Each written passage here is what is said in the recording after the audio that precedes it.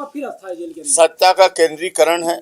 Coca Cola की agency, hero Honda, कोई व्यक्ति मजबूती से टिकेगा ना, यही है मेन बात। मजबूती से टिके रहना चाहिए। ये छोटे मोटे हवा पतझड़ी आते हैं और उड़ जाते हैं, और जो इससे डर गया वो झुक गया, जो अड़ा रहा वो टिक जाता है। एजेंसी जैसे नहीं C&F दे दिया जाता है, तो रीवा में कोका कोला की एजेंसी, C&F की एजेंसी माननीय राजेंद्र शुक्ला जी को दे दिया गया है। सेमरिया विधायक अभय मिश्रा ने सरकार और डिप्टी CM राजेंद्र शुक्ल पर चुटकी लेते हुए कहा है कि कोई चावल में कमा रहा है, कोई कोरेक्स में, और नेताजी जमीन में कमा रहे हैं।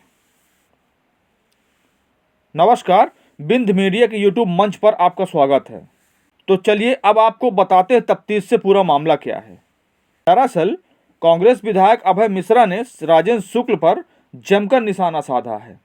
निशाना साधते हुए कहा है कि सत्ता का पूरी तरह से केंद्रीकरण है। अभय मिश्रा ने यह भी कहा कि नौगंज विधायक प्रदीप पटेल शुरू से ही राजेंद्र शुक्ल के आंख के किरकिरी बने हुए थे। तो सुनिए क्या कह रहे हैं अभय। शुक्ला जी के सारे में काम कर रहे हैं, और उन्हीं के सारे में इन्होंने प्रदीप पटेल विधायक के ऊपर 2 मुकदमा किए। हम तो विपक्ष के लोग, जब सत्ता वाले की ये स्थिति, काहे का लोकतंत्र, काहे का सरकार, काहे की सत्ता और काहे का विपक्ष, यहाँ तो टोटल केंद्रीकरण है कि सेमरिया विधायक अभय मिश्रा यही नहीं रुके, रीवा पुलिस प्रशासन पर भी जमकर बरसे हैं अभय। आरोप लगाते हुए कहा है कि नपुंसक की तरह काम कर रहा पुलिस प्रशासन। कोई चावल में खा रहा, कोई कोरेक्स में कमा रहा, तो कोई गांजा में।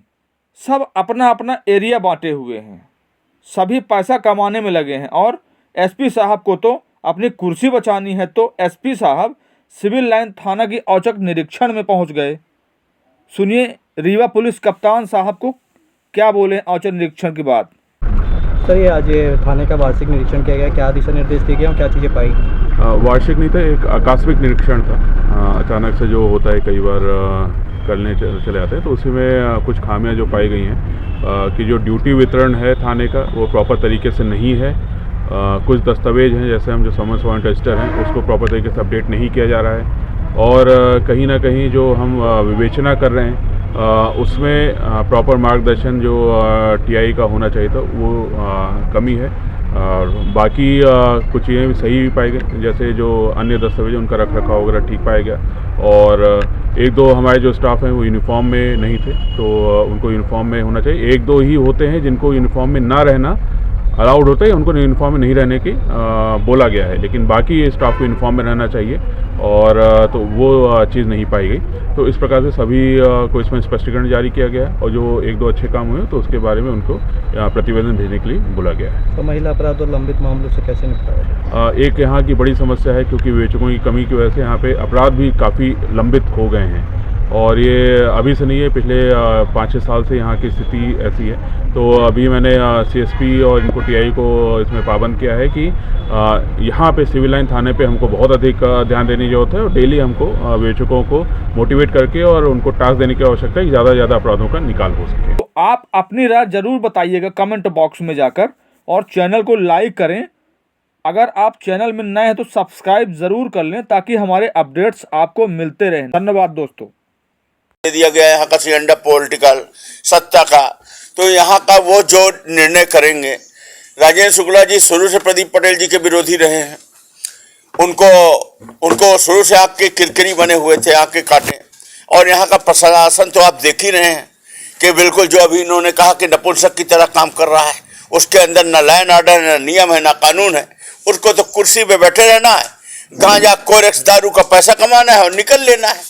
रीवा को कोरेक्सी बनाकर उसको तो मात्र अपनी पोस्टिंग बचाना है और पैसा कमाना है। और हमने पिछली बार भी बताया कि यहाँ तो एरिया बांटे हैं, कोई चावल पे खा रहा है कलेक्ट्रेट, तो कोई दारू और गांजा पे पुलिस खा रही, तो कोई जमीनें निकले ले रहा नेता। तो ये सब अपना अपना एरिया बांटे हैं, और ये अपनी पोस्टिंग को बचाने के लिए राजेंद्र शुक्ला जी के सारे में काम कर रहे हैं, और उन्हीं के सारे में इन्होंने प्रदीप पटेल विधायक के ऊपर 2 मुकदमा किए। हम तो विपक्ष के लोग, जब सत्ता वाले की ये स्थिति, काहे का लोकतंत्र, काहे का सरकार, काहे की सत्ता और काहे का विपक्ष, यहाँ तो टोटल केंद्रीकरण है कि एक व्यक्ति एक शासन की स्थिति है, और यहाँ जातिवाद की राजनीति है। अकड़ा पिछड़ा के नाम पर दूसरे को पेरा जा रहा है, यहाँ जाति गुट बनाए जाते हैं, और उनके साथ अत्याचार किया जा रहा है।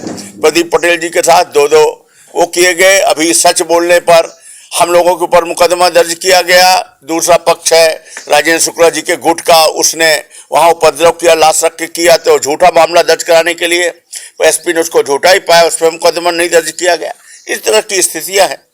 हम इस पे ये देखना चाह रहे हैं कि कानून का ये कितना पालन करते हैं, और नहीं तो फिर क्या है, अभी और आंदोलन हो, गिरफ्तारी देंगे तो 10-20 हज़ार के साथ देंगे, और एक बार इनको फिर आपकी तो जिले को आपकी एसपी कार्यालय कलेक्ट्रेट यहाँ जो भी करना हो।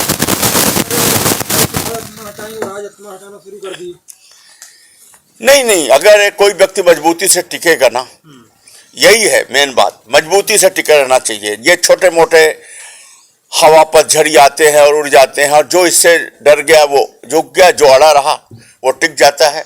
और मैं तो इसके लिए प्रदीप पटेल को धन्यवाद देता हूं कि उसने अच्छा काम किया, कोई गलत काम नहीं किया।